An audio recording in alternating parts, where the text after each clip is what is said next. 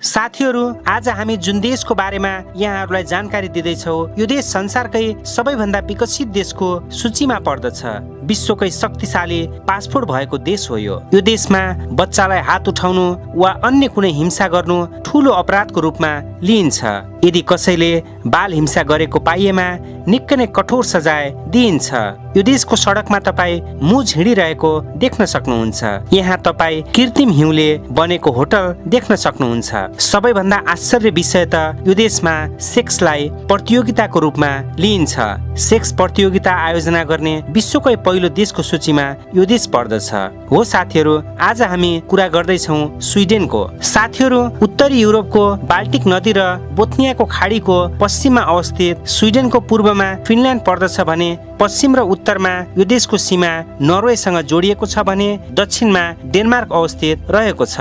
प्रकृतिले वरदान दिएको यो देशको मनमोहक दृश्यले जो कोहीको पनि मन प्रफुल्लित पार्दछ।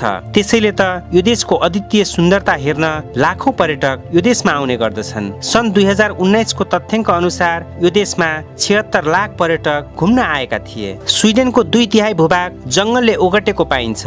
यही जंगलभित्र दर्जनौंको संख्यामा सुन्दर झरना, नदी र तालहरू अवस्थित छन्। सँगसँगै यहाँ रहेका अनेक प्रजातिका जीव जन्तु, चराचुरुङ्गीले यहाँको दृश्यलाई झनै मनमोहक बनाइदिएको छ।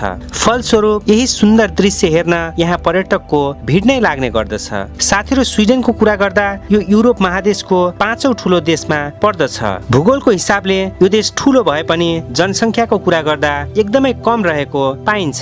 साथीहरू, स्विडेन 450,000 वर्ग किलोमिटरको क्षेत्रफलमा फैलिएको छ भने यहाँको जनसङ्ख्या 1,27,00,000 को हाराहारीमा रहेको छ। पपुलेसन डेन्सिटीको कुरा गर्दा यहाँ पर स्क्वायर किलोमिटरको दूरीमा जम्मा 25 मानिसको बसोबास रहेको पाइन्छ।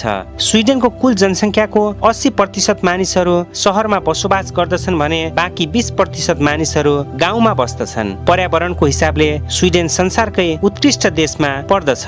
यहाँका मानिसहरू कामलाई नै सबथोक ठान्दछन्। त्यसैले त यहाँका मानिसहरू वफादार मानिसको रूपमा चिनिन्छन्। साथीहरू, स्विडेन आफ्नो पुरानो परम्परा र संस्कृतिको आजसम्म अवलम्बन गर्दै आएको छ। स्विडेनको संस्कृति संसारकै प्राचीन संस्कृतिको रूपमा लिइने गर्दछ। यहाँका मानिसहरू आफ्नो देशको संस्कृतिलाई सधैँ आत्मसात गरेर अगाडि बढ्न पाउँदा निकै नै गर्व गर्दछन्। साथीहरू, यदि तपाईँ कुनै स्विडिश व्यक्तिलाई उसको पारिश्रमिक बारे सोध्नुहुन्छ भने त्यो राम्रो ठानिँदैन। उक्त व्यक्तिलाई स्यालेरीको बारेमा प्रश्न गर्दा असहज महसुस हुन सक्दछ। त्यसैले यदि तपाईँ स्विडिश व्यक्तिसँग कुरा गर्दै हुनुहुन्छ भने पारिश्रमिकको कुरा नगर्दा नै तपाईँको भलाइ हुँदछ। साथीहरू, स्विडेनलाई पर्फेक्ट हनीमुन डेस्टिनेसनको रूपमा लिइने गर्दछ।